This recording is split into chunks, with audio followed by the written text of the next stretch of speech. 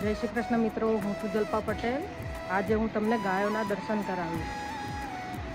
આજથી નવરાત્રિ સ્ટાર્ટ થાય છે। આસો નવરાત્રિ અને શારદીય નવરાત્રિ પણ કહે છે। તો જુઓ, આ છે અમારી ગંગા મૈયા।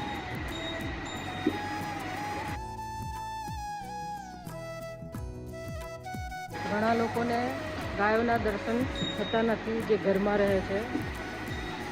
તો હું તમને ગાયોના દર્શન કરાવું। ગાયોના દર્શન કરવા એ બહુ ફાયદાકારક છે।